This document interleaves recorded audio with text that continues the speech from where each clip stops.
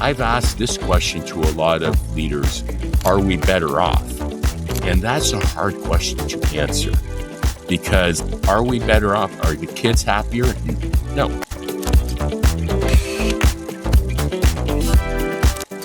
One of the things that I realized after 3 years of talking about AI is as much as it's moving fast, school systems cannot absorb the speed.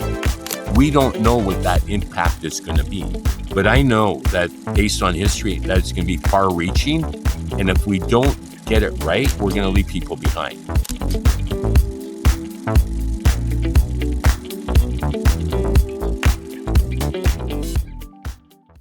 All right, Robert, welcome to the Learn It podcast. I'm really excited to have you on. We've been talking a lot behind the camera, having great conversations, and I'm finally glad that it's in front of the camera so you can share these awesome stories with the world.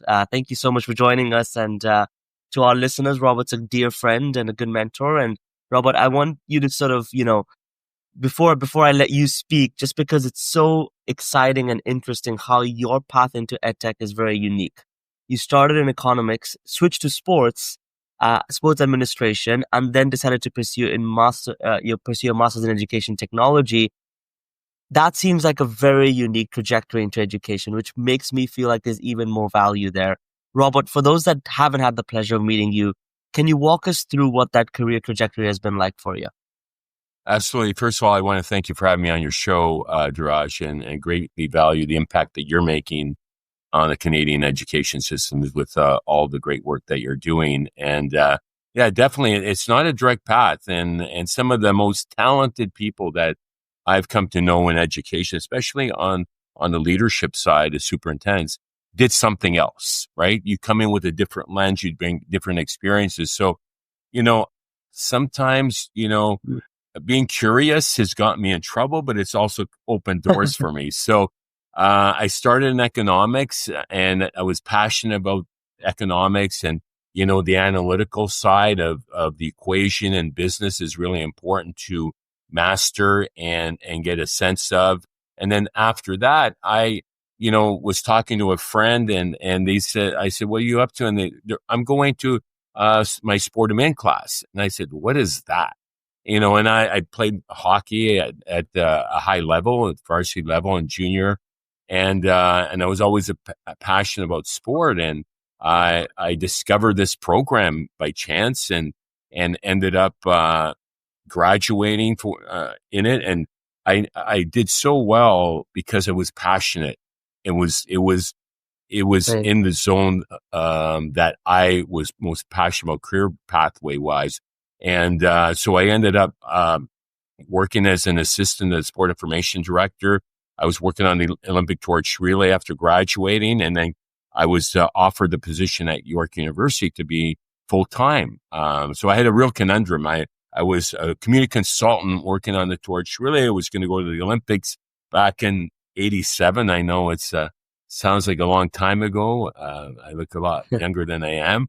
But and then I decided to take the full-time role, which I did for 8 years, so managing 45 sports teams, marketing, PR, game management, team travel. And my head was spinning most days. And it taught me to multitask. It taught me, organizational skills. And it really prepared me to transition it was a great stepping stone into running the business alliance at the university. And then following that for 2 years, our chair of our board's best friend was Kevin O'Leary. And he said, Kevin is starting the software company in education. And we were just getting on the internet. And I said, tell him I'm interested because I was passionate about learning and I saw technology as the future.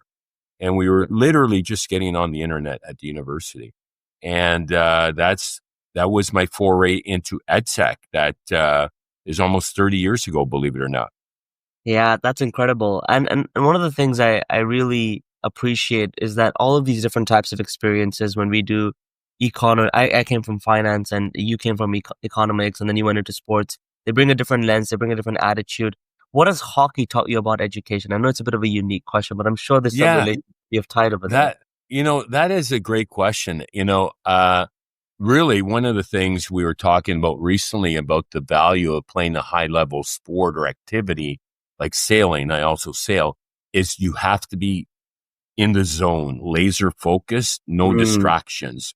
So I love the escape that it provides. And in terms of your skill level, honing your skills, you have to work with the base. It's a progression, right? You mm, can't skip levels.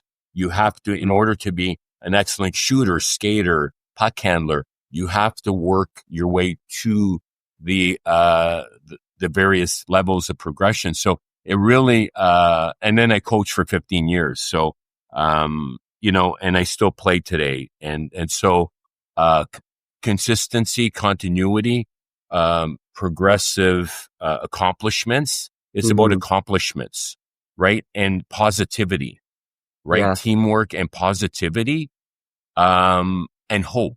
Always have hope. I always said to the kids I coach, you know what? You learn more from losing than winning because you're more reflective and you try to figure out what could I do better.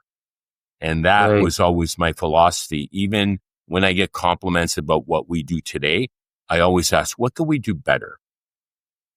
Because you Mm, can't rest on your laurels. Right. mm, And I knew, once I launched Mindshare Learning after the dot-com crash, right? mm, Um, you could sit back and retreat or you full court press, to use that basketball expression. So I use a lot of, sports analogies like the hockey stick curve, right? right. As an example that we all hope to achieve from a sales curve. And that Kevin O'Leary, by the way, did not like education because it wasn't a hockey stick curve. The sales Correct. Yeah. cycles are like this, right? That's why he exited and we were sold to Mattel. But I knew when I started Mindshare, and by the way, this coming year is 25 years of Mindshare Media. So Mm, learning media. So time flies when you're having fun, is the expression. But I knew I needed to augment my skills because I embraced the growth mindset, the innovator's mindset, if you want to call it that. And just through conversations, I'm a, mm, I'm a social learner, very much a right. social learner. I ask a lot of questions. And I was at a conference in Chicago and my professor friend, Gary Stager, was, in the lobby on his computer, and he said, he was trying to talk to me. He said, sorry, I'm teaching this master's course in EdTech. I can't talk right now. I said, well, listen, I'm thinking of doing my master's. Send me some more information. That's exactly why I ended up doing the program at Pepperdine, through that Wow. conversation. So it was Yeah. just like the conversation about expressing my interest in the learning company that Kevin Mm, was launching in Canada, and expressing an interest after having a conversation with my friend about sport and men, piquing my interest. So through human connection right. is how people thrive most. Yeah, absolutely. I mean, I always tell kids, especially today, is that it's your job to ask. And your story might have been you asked someone and you got lucky that they responded, or you got lucky Right. that they took out the time to send you an email. That might be true if you asked 80 other people and they did not do it, but all it takes is one, right? And so it's that mindset of, are you curious enough to keep asking? Are you curious enough to sort of not be worried or not be afraid? And I always tell kids that, Right. when you get a sense of nervousness, let's say when you sometimes talk to a CEO or a founder of a really big company, a really successful company, but at the end of the day, they're human. And they were once in a position that you are currently in any position, whether you're at school, whether you're at university. And so it's, how can you just have that genuine curiosity? Because I sense that a lot of great leaders appreciate when curiosity is genuine and they always reciprocate Absolutely. that with more information and more mentorship. So I have a question for you. Can you teach curiosity? I Well, I think you can teach the right ways to ask questions, but I don't think you can teach curiosity because I think it's something that it would naturally come to you. If we're having a conversation, is your instinct going to, oh, Mhm. I wonder about this. I wonder about this. I think that's more like a sixth sense that you can develop. Right. I don't think you're born with it. I think you can build it. But Mhm. I think what you teach is how do you ask the right question? In what way do Right. you ask a question that it comes across the right way to someone else? So Yeah, it's no, definitely an interesting skill. that's a great point. And mentorship was something that was always a part of my career pathway along the way. I sought out mentors, and like Professor Stager, completing my master's in EdTech Mm, at Pepperdine was a pivotal moment in my career where it inspired. We were challenged to change the world. And right. upon graduation, and I said, I'm going to do it one country at a time, starting with Canada. And I launched my share learning report and our conference, the Mm, Canadian EdTech Summit, now in its 16th year, was a result of that program. And I started the Alumni Association. I received an award for my work there as a volunteer. And it's about giving back, right? Because when you're giving back, you're also learning, right? So mm. mentorship, giving back, and it becomes a reciprocal process. And I've never stopped that Yeah, process. So absolutely. I've got a fun question for you, Robert, because I want to yeah. spend some time on the conference. What was the theme of the first conference? Do you remember? Oh my God. I think it was beyond pockets of innovation, getting Okay. beyond, like that was one of the frustrations I had when I came into ed tech, and as I alluded to, it's almost 30 years now. By the way, it wasn't called ed tech. Ed tech didn't exist. Correct. It was education. So I started talking about ed tech, and there's another term that I'm going to talk about that I hope to manifest in Canada. Career Tech Education, CTE, is a term that's very common in the US, and we lag behind in a lot of ways when it comes to innovation, and it's not a bad thing. We learn from other countries, perhaps, but so yeah. So the first conference was really, beyond pockets of innovation. You see pockets of excellence. You see a great classroom, a great school, but Mm, it doesn't scale, right? So it was bringing the mhm. ecosystem together to share and Right. learn from each other on how we can do something on a national scale that offers every child an opportunity to thrive, right? Yeah, absolutely. I love that. And I mean, education has evolved quite a bit, I would say. I've only been in it for about 5 years, and every year something different, something new, a new focus, a new theme, a new, mindset seems to come into place. But I'm curious to pick your mind in terms of how has it evolved before my time? So what has education been like over Right. the span of your Yeah. career? And where do you think we're Right. at today? And I'd love for you to tie that and share a little bit about the conference, because I believe the work that you're doing at the Yeah. conference and what you're leading there is so closely tied to what is on educators' minds today, and especially this year Right. and looking forward as well. Yeah. Good point. And I have a question for you. What was the catalyst for you to get into ed tech? Mine is really, I've been teaching since I was 12, 13. I used to volunteer at orphanages. I loved it. Cool. I get a lot of Beautiful. fulfillment being able to teach, and so it's natural and it feels like home. Very cool. I think back to 1999 when we were on the verge of getting acquired by Mattel and the dot-com crash. So we were acquired. The deal closed September 1999. Mm, My daughter was born that year. And so in 2000, we had the dot-com crash. The At that moment in time, and I still have and I'm going to bring it with me. Okay, I'll bring it with me to the summit, and I'll show you the yeah. conference catalog for FETC was about this thick. It had more exhibitors than you'd ever seen. They Wow. were like almost 1,000. It was insane because it was a dot-com era, not Yeah. unlike the AI era that we're in right now. Mm, And it was unparalleled excitement, startups galore. There was a company called Big Chalk. They were driving around this tractor trailer with the brand Big Chalk outside of the conference center, giving cash away, like like come to the booth and we're giving cash away. It was insane. Like it was just so much excitement. There was a company called www.rrr, were. And I'm like, what is that? Like people got crazy with these ideas for brands. And it's like, I'm a big fan of when it comes to branding, say who you are. Like, there are some brands that don't relate. And then when mm, when a superintendent or educator are trying to figure out, they'll say, like, what does that mean? If you Mm, have your customer asking what your brand means, that's not necessarily the best solution for your branding. But there was so much pent up excitement. So it's very relatable to me when we were mm, just getting on the internet, except today, fast forward to today, some 25 years later, we are in the second industrial revolution, as Dr. Hinton alludes to. And mm, it is reminiscent of the internet, except it's far deeper and richer and greater potential. There were so many mm, unknowns with the internet. mm. It It was was too this early. It's too vast, raw. Yeah.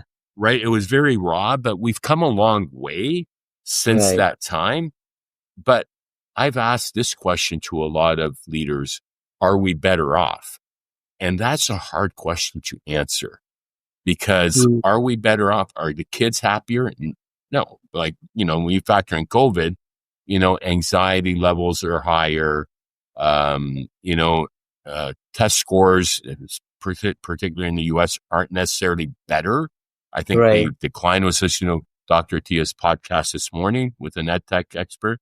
And so we have many challenges that, because of the complexity, my one word for Right. 2025 is hashtag complexity. So we've come a long way, but our society's become so complex that AI offers great potential around, personalization, around efficiencies. Mm, I use it to be efficient in my workflow and how I right. live, how I work, how I play, and I weave it into my lifestyle every day. But when it comes to the theme of our summit, Mm, empowering human-centered sustainable learning in an AI-inspired world, we're partnered with the Masters in Sustainability program at University of Toronto. And our host partner and Peel District is our other partner. And I know you're friends with Rashmi, and she's our opening keynote. We're super excited about that. But mm, when it comes to sustainability, and we are launching the C21 Task Force Report on AI in K-12 at the summit. So we've been immersed in this design thinking and the future of AI in K-12 for the past 3 years. So I've been talking about AI since ISTE in Philadelphia 3 years ago. I remember at our Can-Am reception, we had over 100 people, and I talked about human intelligence and the importance of that and human connection. And here we are 3 years later, and you ask the superintendent or CIO, and they're still piloting mm, because of the complexity, because of the cost, because of the mm, upskilling, because of the unknowns, because of the resistors. You know, I don't know if you've seen any full scale deployments across districts. That is not happening at scale right mm, now. So this summit that we're hosting is one of the most seminal summits in the history of modern education, um, mm, based on all the factors at the crossroads that we're at in education. mm, And Dr. Hinton alludes to it being truly the second industrial revolution. We don't know what that impact is going to be, but I know that based on history, that it's going to be far reaching. And if we don't get it right, we're going to leave people behind. And that's right. what we don't want to do. We want equity. We want inclusion. We want human connection. Yeah, absolutely. And I Absolutely mean, paramount. I have, yeah, no, I completely agree with you. We are at a very important time where we have a unique opportunity to shape a large part of the future of education, but do it in a way that's intentional. Last year I had the pleasure of attending the conference, and a lot of the focus was on AI, right? So we got to sort of learn from leaders, and I believe at that time it was very new. So what was an Right. educator's mind last year was, how do I do prompting? How do I set policies for use of AI? How do I make sure kids don't cheat? That has changed a lot over this 1 year span. When you look at your conference this year, one of the key things that stand out to me is sustainable design, sustainable learning, human-centered Right. sustainable learning. I find that very interesting. Can you briefly just break down in your words, and what does that mean? Like, what do you mean sustainable learning? Because I Right. think Yeah. when you pair that with AI, it's a very interesting mix of two things. For sure. So we released in the spring our second round of C21 Canada AI use case. So I'm co-founder and CEO of C21 Canada, Canadians for 21st Century Learning and Innovation. We partnered with Dell.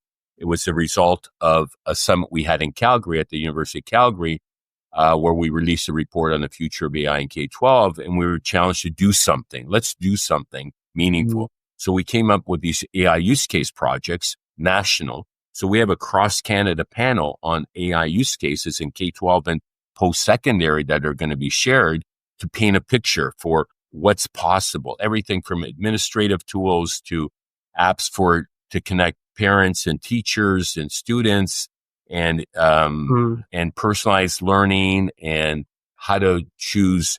There's an app that Teachers in Peel created, teacher librarian, for searching for books that are relevant to you personally and your interests. So super creative, problem solving, ChatGPTs and other tools but it's not just about the tools. It's really about how humans interface with the technology. There was a professor from U of T back in the 60s who talked about us creating the tool, and then tools shape us, right? Like I have an example here, and I just have it by my fingertips. We always give away an item. Last year, you would have got the shirt, the workout shirt, because I said we want everyone to think about working out as well, with your souvenir Mindshare Summit shirt. So we create the technology, then it shapes us. Mobile phones are banned, right, across the provinces and territories in most states. So this Faraday bag package, pouch, you put your cell phone in here. So it's going to have our Summit branding on this and in our colors. You put the phone in here and it doesn't get a signal. So this is intended to benefit kids, right? Where they put it away, they could still have it with them, but they can focus fully on the task at hand. Because the research shows that when you give a student, let them have their phone by their side, they lose focus. So unless it's being used purposefully for a podcast, for research, whatever, right? Some kids have that as their primary device. We host co-op students here year round, and some kids use their mobile phone as their primary device to work, right? And they do social media for us and etc. So that is a situation where we are making an impact and creating awareness around tools. This is a tool to help enable learning, and in a focused way. So we're not all in on we're embracing AI, but we're not all in AI. It's proceeding with caution. And sustainable learning means, building system of culture, lifelong growth, and really equity, and helping kids thrive, right? It's, what's the purpose, and the true personalization. If we can achieve true personalization, that is the ultimate goal that I see, where we can, one of my sons was on an IEP, and he thrived because he had a personalized learning plan, and we made sure that he got extra help. He graduated, he was able to go to university, he got his CPA, he's an investment banker. He's like what you do, or did, so, it is possible to help kids reach their full potential, but, they need the right supports, and upskilling is so important. One of the greatest barriers to implementing AI is upskilling teachers and leaders. You don't know what you don't know. So scaling AI, they don't know what the costs are. So in terms of the task force, they don't know what the costs are. They don't have the budget. So what I'm suggesting is, we had the Information Highway Project nationally in the past when we're just getting on the internet in K-12, SchoolNet. this is a common interest nationally. So we had the Information Highway Project, a network of innovative schools. Now I'm referring to it as the AI Highway Project. Mm. So that's what we need. We need a national AI information highway that's going to help transform learning, because thriving countries have thriving school systems and Mm. have an innovation culture. So we need to bake that in if we want to continue to lead globally as a country. And I'm very Yeah. proud Canadian of Italian descent, and I don't want to see us fail. Yeah, no, absolutely. I think we've got an interesting way ahead, and I think to your point, the way that we get through it is together. It's a common challenge and a common thought for almost every school in Canada, and the more we can work together and bring it to a reality, the better off we will be. I want to shift gears and Absolutely. ask you a little bit about the Dragon's Den challenge, because I find that's very interesting, and I'm sure many entrepreneurs want to hear about it and learn about it. So tell me a little bit about what that's about, how does it originate, and how can folks get involved? Right. So we, I guess, right, a few years into our summit, the whole startup culture started to emerge. And I wanted us to celebrate that and bring the youth into the equation. So we launched, a similar, that we coined it the Dragon's Den Startup Challenge. And what you see on TV, and it's now in its 20th year, the Dragon's Den. And Kevin O'Leary, coincidentally, my former boss at the Learning Company, was on that show. So he inspired it. He inspired me to start Mindshare, go down that entrepreneur's pathway. I took the positive things about him. I don't necessarily like his persona that he has, because he didn't like education. That's why he left. But in contrast, I'm very passionate, never left. But we, so you may recall Great Paper Learning, Great Slam, that achieved their unicorn status, over COVID. Canadian company, Phil Cutler, this founder and CEO. I nurtured Phil through the Dragons Den Startup Challenge. He won our Startup Challenge, and mentored him for a couple of years. And that's an example of one of the success stories early on. At the start, he was I believe, our first winner. And, it was more tool-based hardware early on, and then it became more sophisticated and interactive systems. Ghibli won last year. There was an LMS that won as well in the past. So, this year it's become so popular. We haven't finalized who the pitch competition teammates are going to be, but we've had a good number apply, and they just keep getting better. And there's also high school kids and middle school kids that are creating startups. So that entrepreneurial thinking, I believe, is critical in this new era of the unknowns with AI. We need to teach entrepreneurial thinking for kids to be agile and adapt to the changing landscape. I was listening to one of our startup companies has a STEM robotics company, after school program, computer science major from U of T grad. 6 interviews to get a job in an entry level job, 6 interviews, and there's no jobs right now. So the landscape has changed dramatically in a very short time. So we need those to teach those critical skills, the 7 C's, if you will. In the US, they call it portrait of a graduate. We need to assess differently. We have co-op students, as I mentioned, year round. They learned entrepreneurship. They learned master digital media, creativity skills. They master podcasting. They learn project management, prioritizing, etc. So they graduate out of this co-op course, with incredible skills that they refine, and they thrive. We have a student at Waterloo University in design engineering. Another student is just graduating fourth year Sauder School of Business, your alma mater in at UBC. And she was a co-op student here and came in with good skills, but they left with incredible refined skills and confidence, right? Yeah.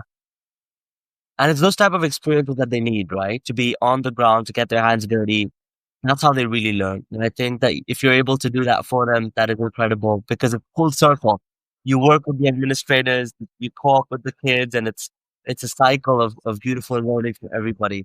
Um, that's awesome, Robert. I'm going to shift gears into our rapid fire round, if you don't mind. So Okay. I'll shoot you a question, and I'll have a response in a minute. My first question is, what is one thing you've changed your mind on recently? One of the things that I realize after 3 years of talking about AI is as much as it's moving fast, school systems cannot absorb the speed that we can only move systems forward so fast. Smaller districts are more agile than larger districts. Although Peel has demonstrated to me that they can be pretty agile as a big district with over 100 innovation projects. So if you plan properly and provide funding and supports, you can infuse innovation at scale. Mm, But that's rare to be seen. yeah, that's very thoughtful. Um, what is one thing that you'd be most proud to be remembered for? Um, I think, building community across the country and galvanizing our innovators and perhaps some resistors as well that we agitate, and helping move systems forward and the innovation curve that we've nurtured over 25 years. Our open rate on our EdTech report is 60% plus, which says something about what we're doing. People really value our Mm, insight and curation. absolutely. There's something there for sure. My last one on the rapid fire, Robert, for you is what is something most people don't know about you? I lost my voice for 5 years, and it came back after playing hockey. It comes back to hockey again and colliding with my teammate, and my voice came back.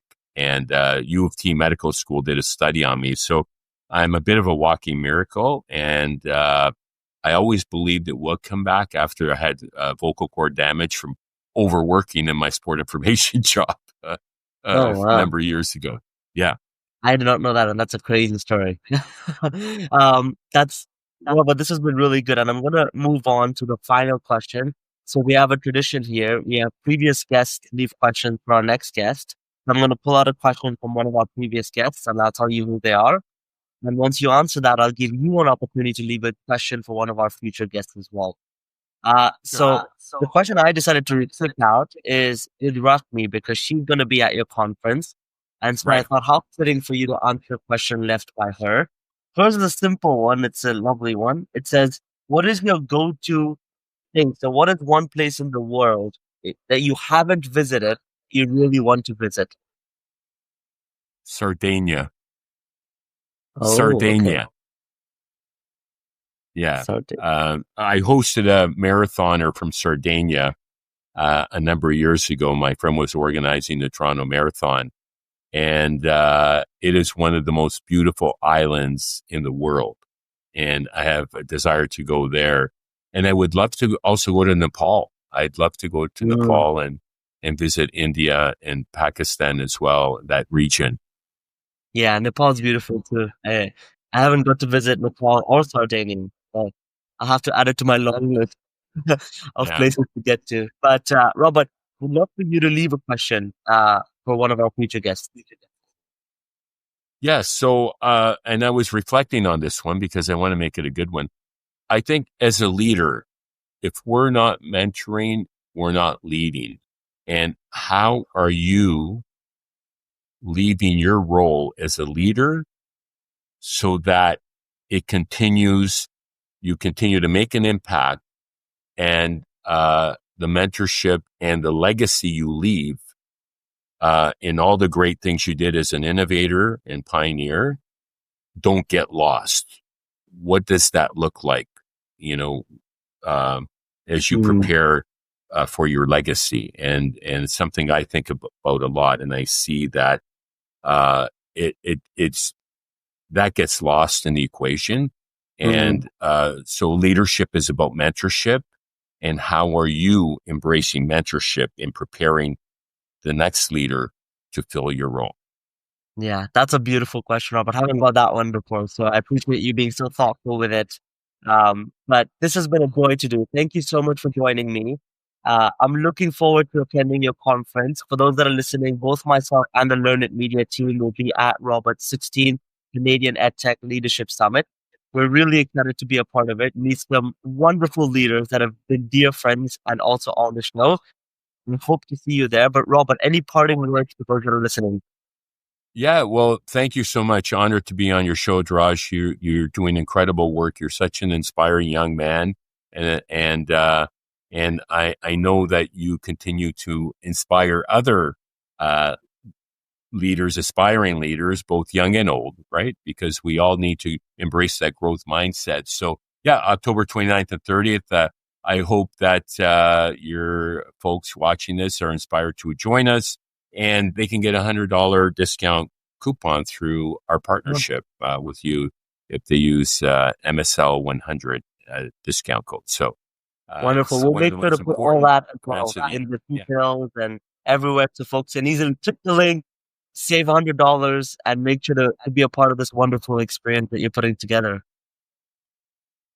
Thank you, Robert. Thank you. This has been wonderful. And my pleasure. Thank you so much.